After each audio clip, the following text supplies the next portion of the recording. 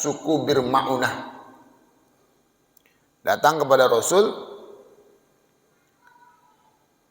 ya Rasulullah, kami ini ingin belajar tentang Islam. Ini awal-awal priorisasi tentang Islam.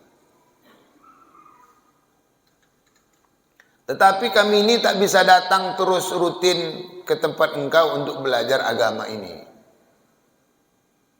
Karena itu kirimlah kami juru dakwah agar kami bisa belajar tanpa harus datang ke tempat engkau. Wah, ini kan good idea namanya.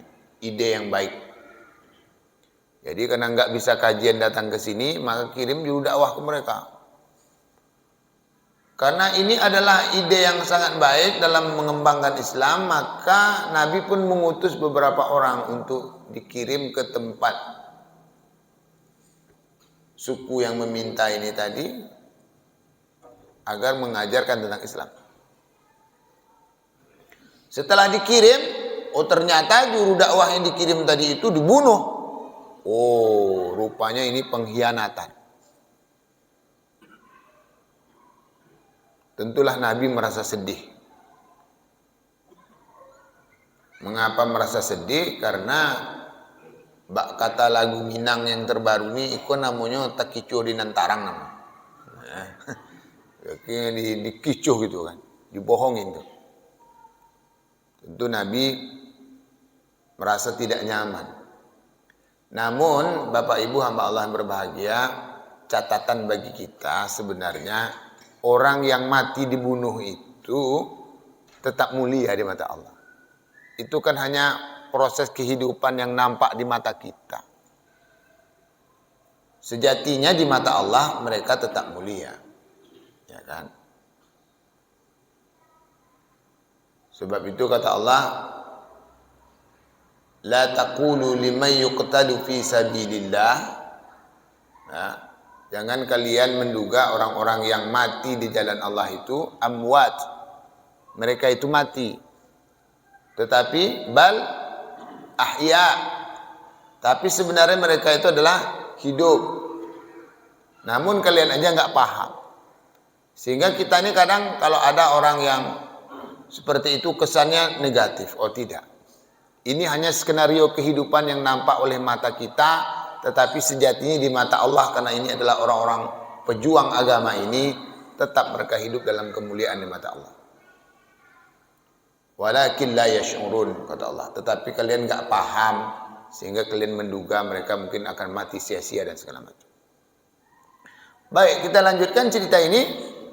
Setelah tak lama kisah ini berlalu, maka datang lagi satu suku. Nah, datang lagi satu suku sama.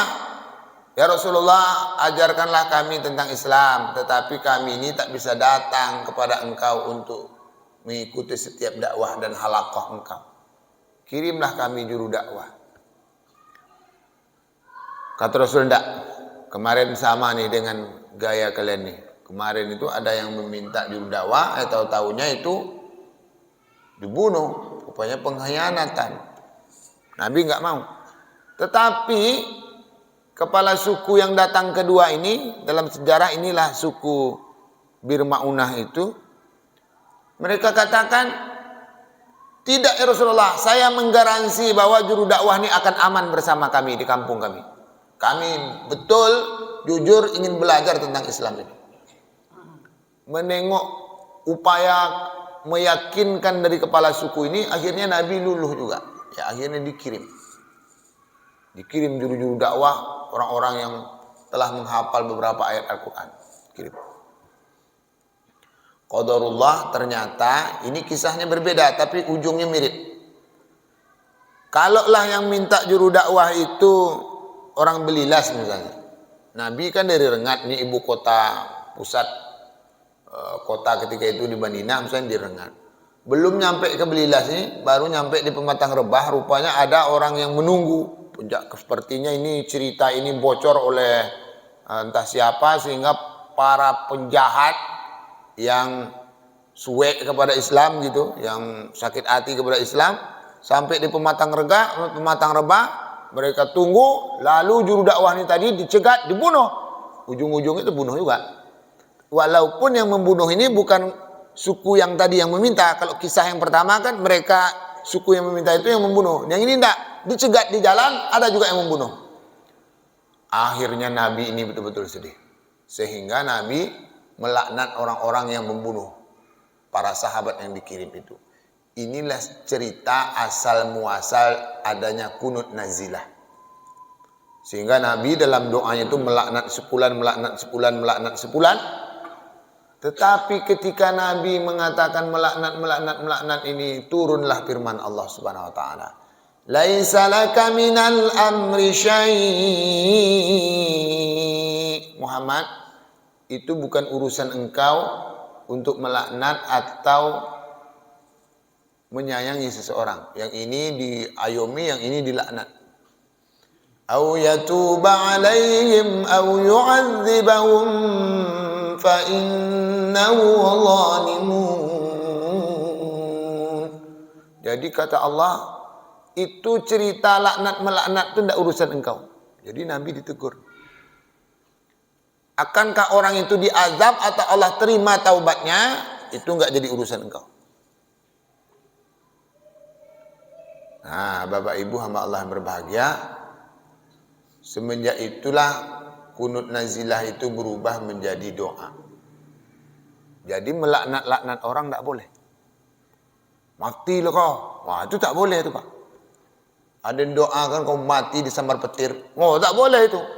Doa terus baik-baik. Siapa yang membuang sampah di sini semoga dikutuk Allah Ta'ala. Wah, itu tak boleh tuh. Doa melaknat-laknat itu tak boleh. Itu sudah selesai priorisasinya. Kita ini kan merasa diri lebih hebat, lalu kita menjadi reaktif, mendoakan, menghardik, menghujat orang. Itu tidak direkomendasikan oleh Islam.